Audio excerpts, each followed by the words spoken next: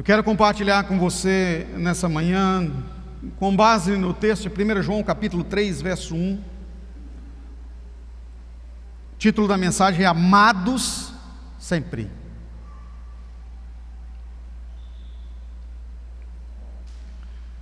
Na reunião de liderança de células ontem à noite, eu fiz uma pergunta para a liderança que eu quero fazer para você agora. Qual é a pessoa que você mais ama? E aí depois, se você responder qual é a pessoa que você mais ama na sua vida, a pergunta é: o que você faria por essa pessoa?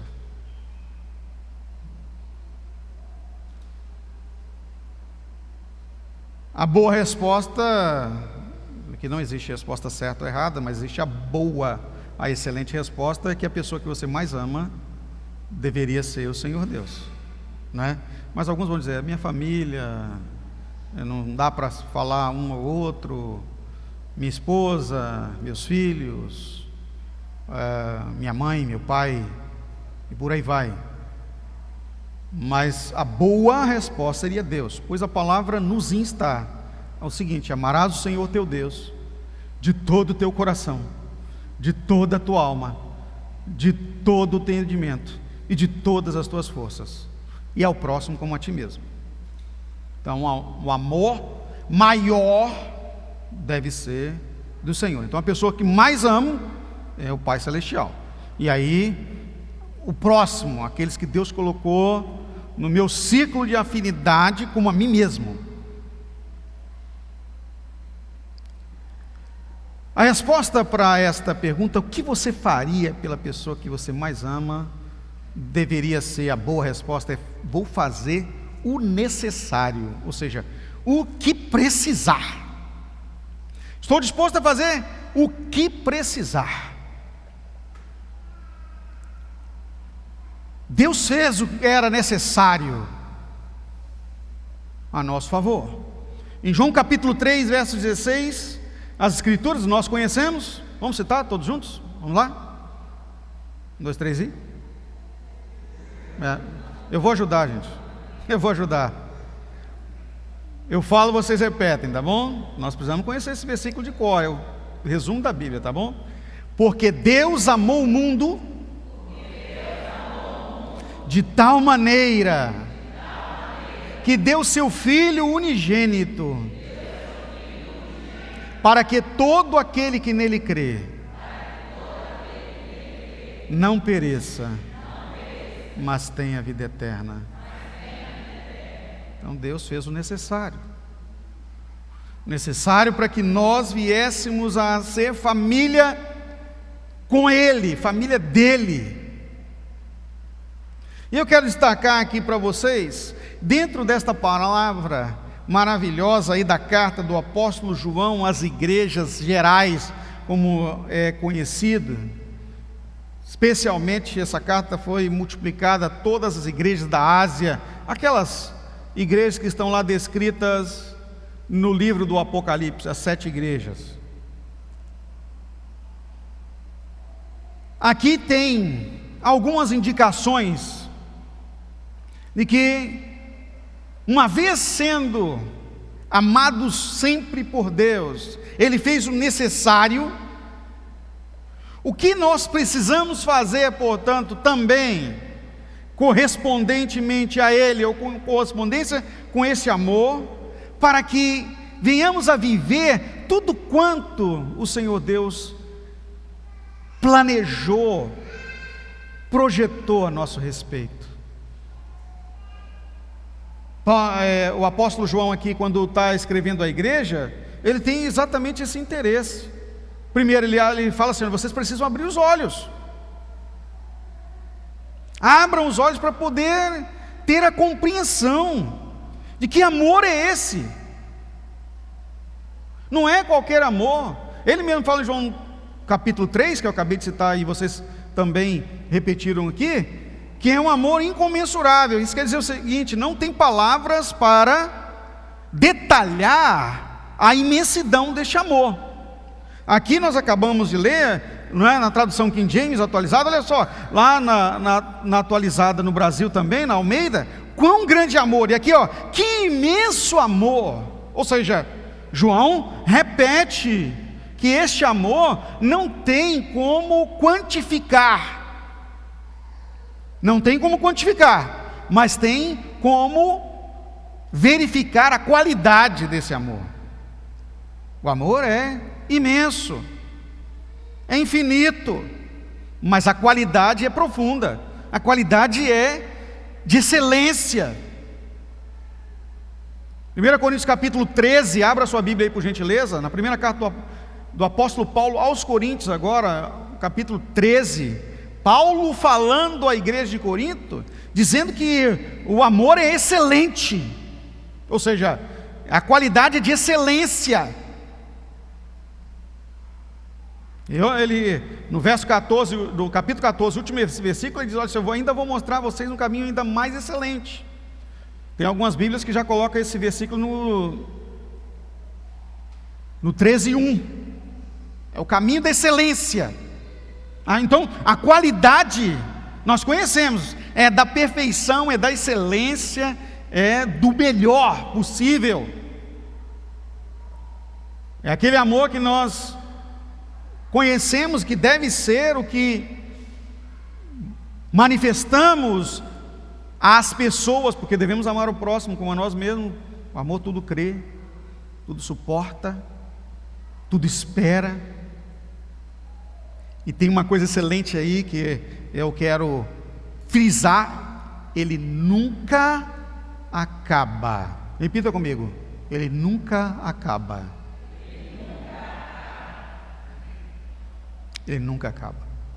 Então nós somos amados sempre, nunca acaba. O que nós precisamos fazer? Primeiro, o apóstolo João fala aqui no versículo 1, a ponto de sermos tratados como filhos de Deus.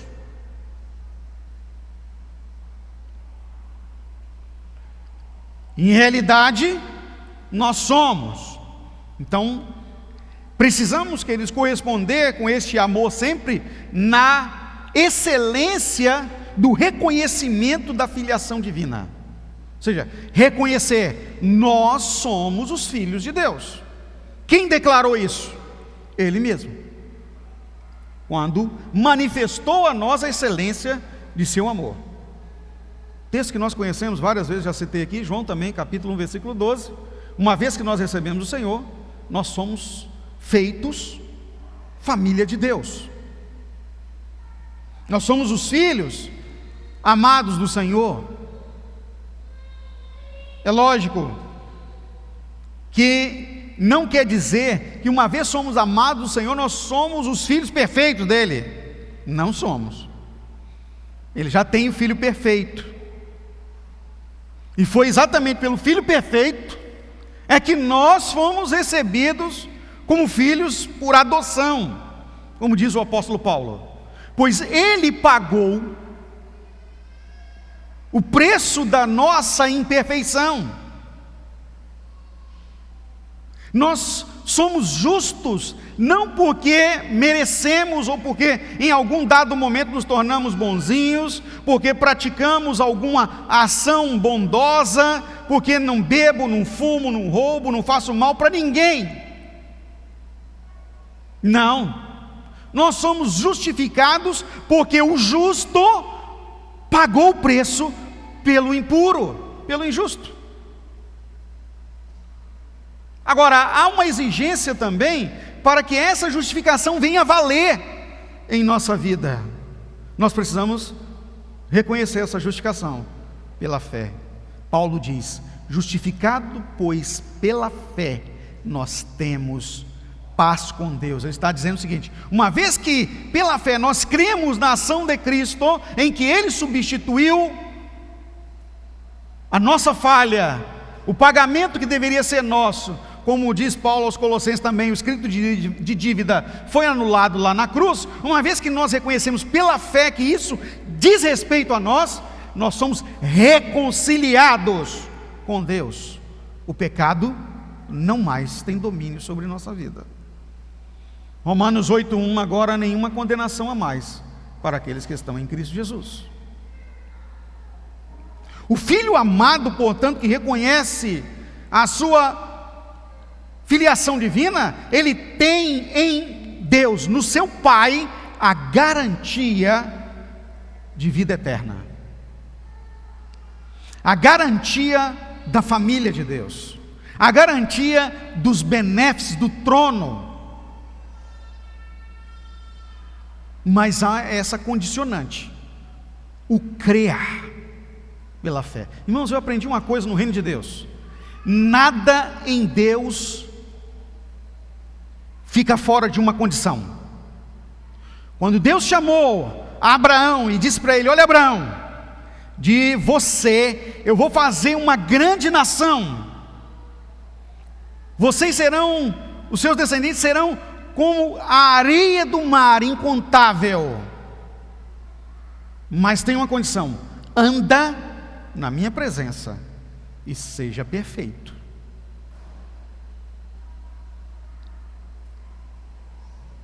Se Abraão não decide andar na presença de Deus e ser perfeito, aquela promessa que seria para ele haveria de perder.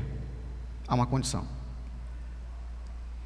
Para nós, como filhos de Deus, Jesus foi na cruz, pagou o preço do pecado por nós, estamos isentos da condenação eterna, isentos do pecado. Toda vez que eu falo essa frase, eu lembro do acontecido, né? Isentos do pecado, mas tem uma condição: é preciso viver pela fé. A vida do Filho de Deus é por fé, e a palavra nos diz: o justo viverá por fé. Repita comigo: o justo viverá por fé. Se a palavra está dizendo justo viverá por fé, quer dizer, a vida plena, a vida eterna, só é alcançada pela fé. Olha o que a palavra de Deus diz também, Paulo falando: pela graça sois salvos, aí vem, por meio da fé, e isso não é mérito de vocês, é uma dádiva de Deus. Levante sua mão e diga: obrigado, Senhor. Eu não mereço, mas eu creio na minha salvação, por meio de Jesus, o Deus Salvador, aleluia. Dê uma salva de palmas, gratidão a Ele.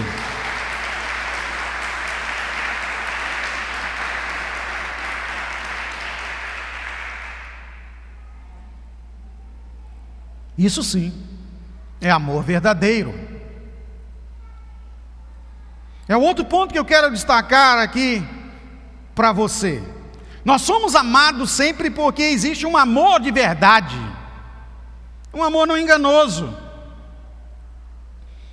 um amor que não é falso. É o amor de Deus. Ele deixou bem as claras, a condicionante: você é minha família, João capítulo 1, versículo 12. Mas tem uma condicionante: só é minha família os que me receberem, mas a todos quanto receberam, de novo, fé, os que têm fé em seu nome, os que creem em seu nome, deu-lhes o poder de serem feitos filhos de Deus. Em todas as condições tem a presença da fé, tem a condicionante. Sou família de Deus? Sim, tenho que receber o Senhor em minha vida pela fé. Repita comigo: é receber a Jesus pela fé. O interessante é que nós sabemos disso, já tivemos tanta informação acerca disso, mas nós temos um problema sério quanto à nossa memória, nós esquecemos. Por isso que é preciso relembrar, é preciso renovar o entendimento. O culto racional que Paulo fala em Romanos capítulo 12, que nós devemos apresentar os nossos corpos como sacrifício vivo, santo, agradável a Deus, que é o culto racional, quer dizer, o culto da razão, é exatamente trabalhar em nós, queridos, todo o tempo, a nossa memória, para não esquecermos, nós não somos nada a não ser por Cristo. Ele é o merecedor, Ele é o meritório. Nós andamos em suas pisaduras. Ele vai vencendo e nós vamos atrás dele mais que vencedores. Porque Ele vence, nós vencemos juntos. Por isso que é duplamente vencedores. Romanos 8, 36 e 37. Paulo fala aqui, na palavra, quando trata do amor, da excelência, ele diz, tudo crê. 100% de fé. É a exigência da excelência. O amor verdadeiro é esse amor excelente. Agora, olha o que acabamos de ler em 1 João capítulo 3, verso 1. Vede que imenso amor nos tem concedido o Pai. Abra os olhos, é que João está dizendo. Não esqueçam disso. A ponto de sermos tratados como filhos de Deus, e somos em realidade, somos filhos de Deus. Somos filhos de Deus. Repita comigo, eu sou. Se você é filha, vai falar filha, se é filho, vai falar filho. Eu sou filho de Deus. Aleluia, irmãos.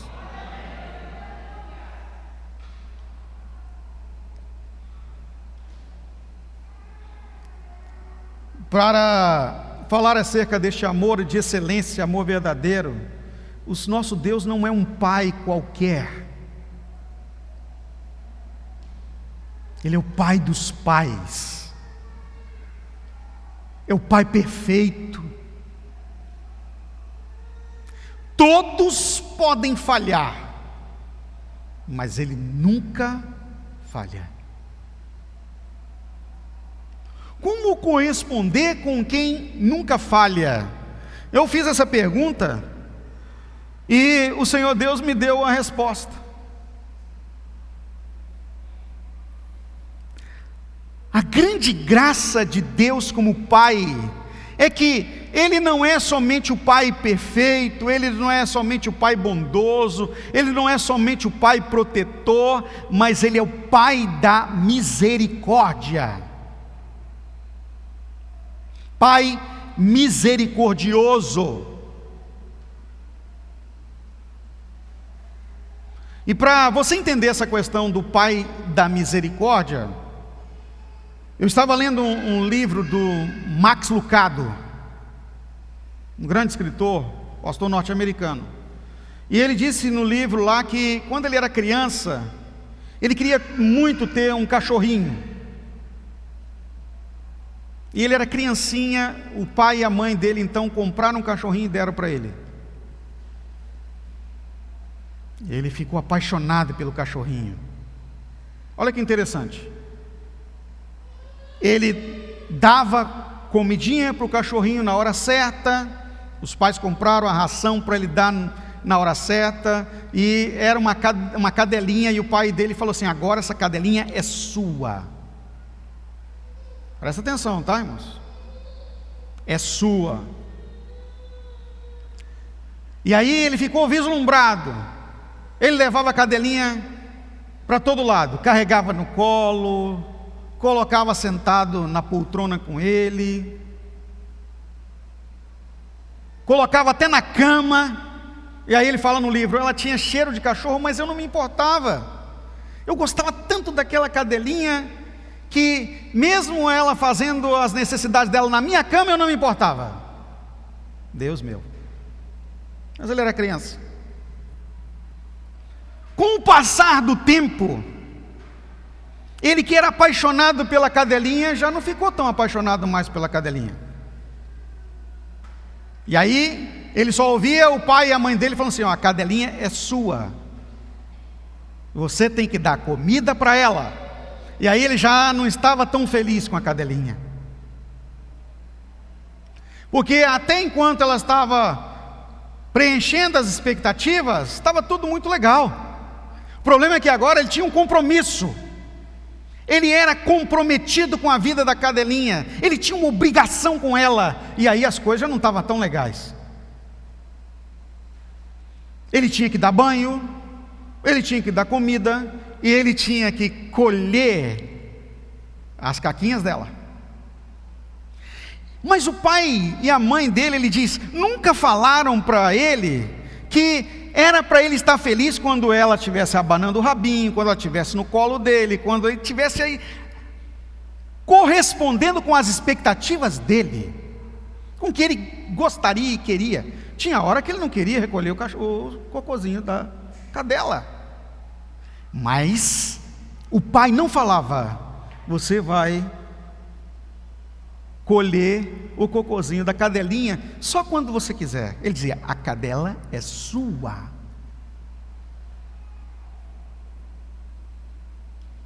Chegado dado momento, ele já não estava mais nem um pouco interessado na cadela. O que eu quero dizer com você com isso? Presta atenção.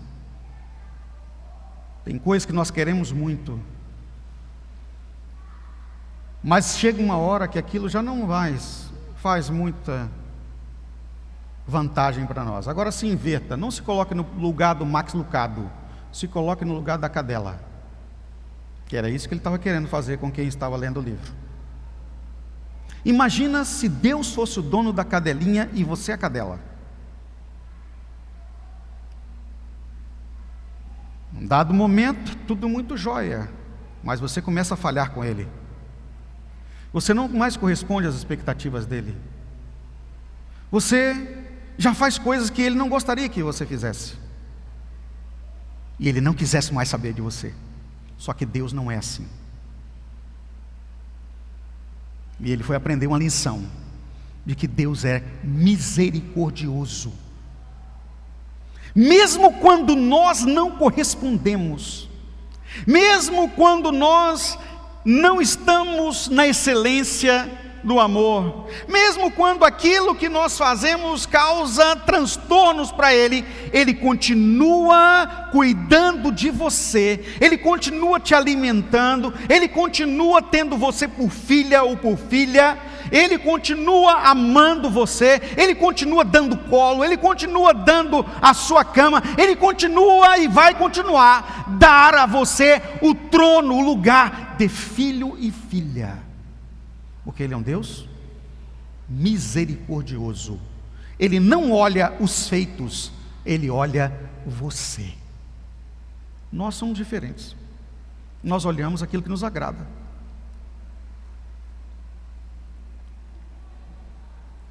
Ele não olha os feitos. Ele se comprometeu com você. Ele decidiu que você é família dele. Levante sua mão e diga aleluia. Sabe por quê, queridos? Ai de nós, se Deus não fosse misericordioso. Provavelmente nós seríamos como muitos cachorrinhos que nós vemos nas ruas, cadelinhas e cachorrinhos abandonados. Nós não somos um brinquedinho na mão de Deus. Nós não somos um animalzinho de estimação na mão dele. Nós somos os filhos e as filhas dele. Ele é Deus de misericórdia,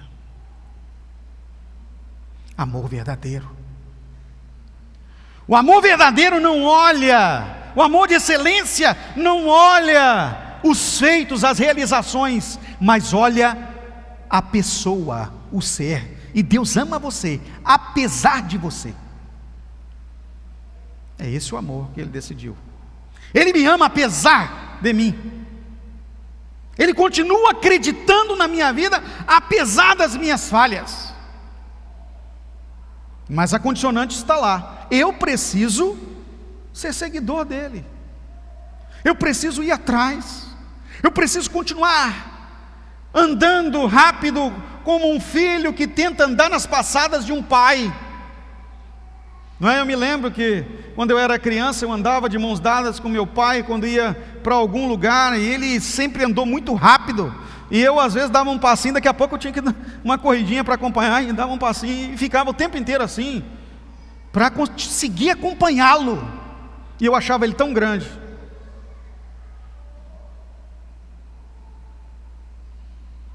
E é assim que nós precisamos realizar com Deus. Para caminhar junto, sempre nós precisamos dar uma corridinha. Nós temos que realinhar os passos. Você já tentou andar junto com uma pessoa de braço dado, andando todo no mesmo passo? Né? Quando a gente é adolescente tem esse tipo de brincadeira. E aí o que você precisa fazer às vezes? Dar uma marcada de passo para conseguir. Precisamos realinhar os passos. O nosso Deus e o reino de Deus, a sua família é dinâmica. Constantemente Ele está agindo, constantemente Ele está realinhando, para que nós venhamos a continuar junto dEle, com Ele.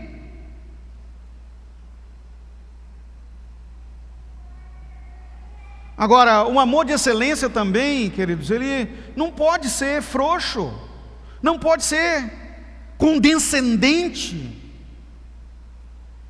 com quem decide ficar para trás.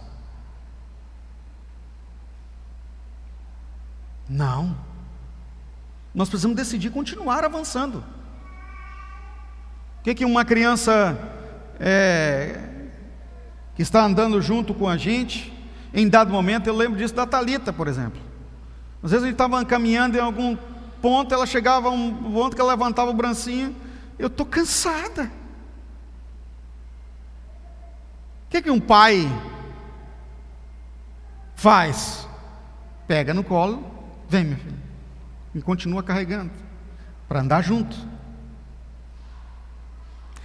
Nós só vamos ficar para trás se nós quisermos. Todas as vezes que precisamos de socorro no Deus que exerce o amor de excelência, é só vocês levantarem os braços e dizer para Deus: Senhor, socorre-me, eu preciso de tua ajuda.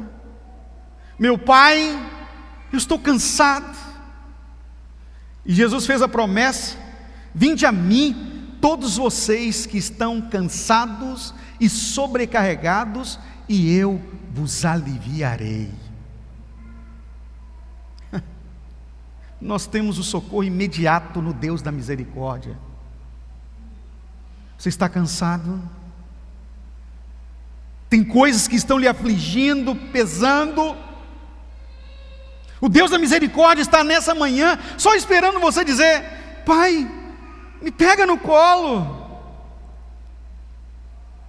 Ele vai pegar. Nós precisamos buscar dele a saída. Por que ocorre uma estranheza no mundo em relação à igreja de Deus até hoje? Esse amor de excelência vivido, esse amor profundo relacional, estranha ainda os de fora. João diz aqui: nós somos os filhos de Deus em realidade. Por esse motivo o mundo não nos conhece, porquanto não conheceu a Ele mesmo. Sabe, o nosso amor, esse relacionamento entre você e Deus, entre nós e Deus, igreja e o Senhor, ainda é uma novidade para o mundo. O mundo não conhece, porque não conhece o Senhor. 1 João capítulo 4, verso 8, Deus é amor, não conhece esse amor, não conhece o Senhor. É novidade, causa estranheza. Esse povo é estranho, esse povo é fanático, ainda estão acreditando nisso. Semana passada na mensagem eu citei aqui Mário Quintana, escritor. Ele fala que o estranho não é as pessoas acreditarem que um morto ressuscita, que pode haver curas miraculosas. O mais inacreditável é alguém crer nisso. O mundo não nos entende. Não é por causa de mim, não é por causa de você, igreja. É porque não entende o amor de Deus. Nós temos esse privilégio. Esse privilégio é seu como família de Deus, é nosso como igreja. Nós somos os usufruidores do amor contínuo. Somos sempre amados de Deus, como eu acabei de falar, apesar de, ou seja, de nossas transgressões, de nossos pecados, de nossas falhas, Deus nos ama. Há um coração divino disponível com lugar para você. Se diz que o coração de mãe é grande, né? É porque não conhece o coração do Pai Deus, não conhece. Diz que o coração de mãe sempre cabe mais um. Quem já ouviu esse ditado aí? Levanta a mão. Pois é, mas o coração de pai não cabe mais um. Cabe a todos os seres humanos. Não só mais um, mas a todos. É diferente. Nós precisamos valorizar isso. Nós precisamos reconhecer isso e viver isso. Como é que nós vamos corresponder e valorizar? Exatamente trabalhando, queridos, para que o coração de Deus seja preenchido, seja coberto de milhares e milhares de pessoas, porque enquanto ainda estamos levando, tem espaço. Diga assim: sempre cabe a todas as pessoas. Não é sempre cabe mais um, cabe a todos. Não é. Estamos equivocados. Deus quer salvar o seu vizinho, seu irmão, seu pai. Pode ser o pior pai do mundo, Deus quer salvar seu pai. Deus quer salvar sua mãe, pode ser aquela que abandonou. Ele quer salvar. Ele quer salvar filhos que estão nas drogas, Ele quer salvar. Ele quer salvar corruptos, Ele salva. Ele salva aqueles que acham que têm orientação sexual, Ele salva. Ele salva a quem quiser receber a salvação. Sempre tem espaço para todas as pessoas. No nome de Jesus. Nos coloquemos de pé, por gentileza, amados.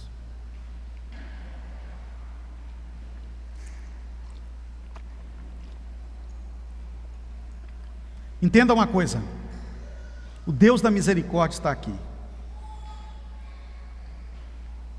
Então, pelo Espírito Santo, Ele está providenciando agora oportunidade para consertos. Curve sua cabeça e fale com o Senhor. O Espírito Santo vai falando aí e direcionando a você aonde, ou quando, ou como falhas em sua vida têm acontecido. E Ele está disponibilizando para você, o Deus da misericórdia, acolhimento para restauração de vida. Ele te ama e vai continuar te amando, mas você precisa cumprir com as condicionantes que nós acabamos de compartilhar.